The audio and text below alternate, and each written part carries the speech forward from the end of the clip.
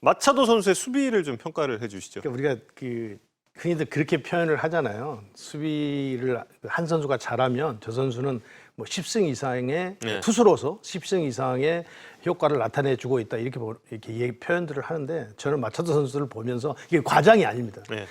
작년 그 롯데가 보여줬던 수비를 감안하면서 제가 이렇게 상상을 해보거든요. 아, 이 타구가 빠졌을 때 과연 경기 흐름이 어떻게 변할 것인가라고 초점을 맞춰서 보면 마차도 선수는 어저께 경기까지 롯데 자이언츠의 전체 경기의 흐름을 좌지우지하고 있을 정도로 좋은 활약을 해주고 있다. 이렇게 표현을 해야 될 것 같습니다. 예.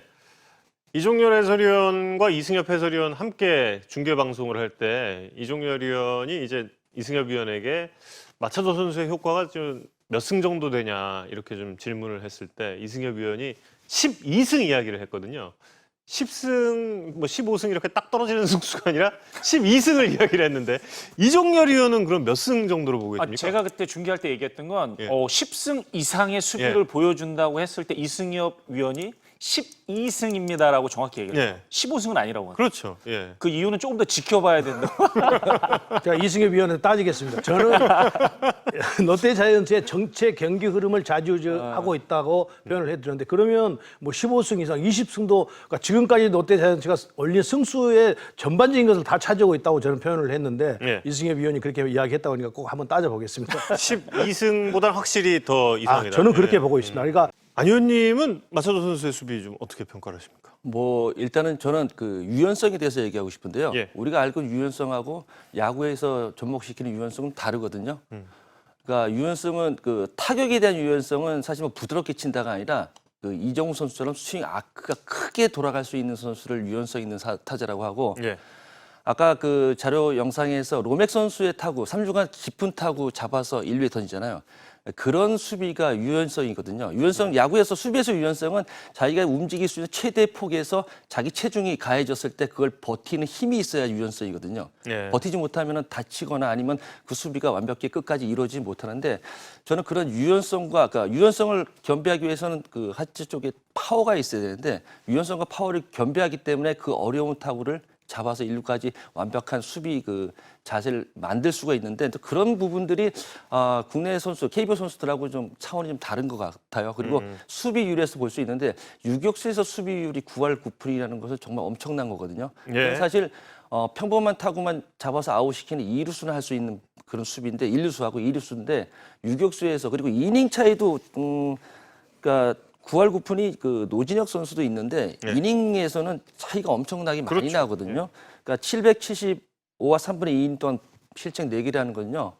사실 투수도 그렇게 하기 힘들죠. 예. 예, 그런 걸 봤을 때는 우리하고 좀 차원이 다른 그리고 저는 러셀 선수보다도 마차도 선수가 수비 능력 훨씬 나은 것 같은 그런 느낌이 들어요. 그러니까 여기 제가 그 한마디 더 첨부를 해드리면 사실은 외야수와 내야수의 차이점은 외야수는 좀 강한 어깨를 가지고 오버핸드로 많이 송구를 하거든요. 대체적으로 그렇게 송구를 합니다. 그런데 내야수는 또 다릅니다. 내야수는 다양한 각도에서 스냅 스로를 송구를 할 줄 알아야 됩니다. 거기서 그 내야수 중에서도 유격수는 특히나 더 그렇습니다. 예. 일루와 거리가 있고 하기 때문에 그런데 마차도 선수는 다양한 각도에서 정확한 송구를 하고 있다는 거죠. 그러니까 아까 이정열 이야기했던 강한 어깨, 뭐 후두어 뭐 이런 거 다 갖춰진 상태에서 어느 각도에서든지 송구가 정확하게 이루어지고 있다는 것이 마차도 선수의 큰 장점이 아닌가 생각이 들어요. 예. 보통 이렇게 수비 범위가 넓고 또 뭐 이런 유형의 선수들 같은 경우는 실책이 조금 좀 더 나와도 용인을 해주는 많아야 돼요. 그러니까 많아야 정상. 정상이죠. 네. 예. 그래서 이러면은 뭐 실책이 좀 나와도 돼. 그런데 지금 마차도 선수는 수비 이닝도 지금 가장 많이 소화를 유격수 가운데서 가장 많이 소화를 했는데도 실책이 4개. 이게 참 가능한가 싶은 그런. 저도 그 부분이 제일 이해가 안 되면서도 높게 평가해 줘야 될 것 같아요. 예. 그러니까 보통 한 시즌을 하다 보면 지금 마차도 선수처럼 수비 이닝이 많아지면 정말 스코어가 벌어지거나 피곤한 상태면 정말 뭐 여기 다 아시겠지만 다리가 안 움직이거든요. 예. 그렇게 하다 보면 평범한 것도 실수할 수 있는 경우가 있는데 그런 걸 놓치지 않는다는 거죠.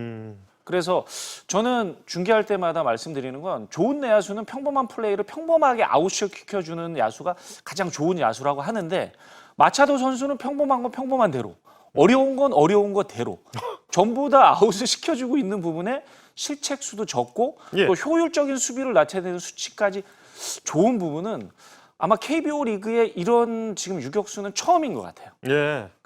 한 가지 덧붙이자면 우리가 참 예전에 야구를 좀 잘못 배웠어요. 공이 굴러오고 있는데 자꾸 제자리에서 잔발을 뛰어요 그러거든요.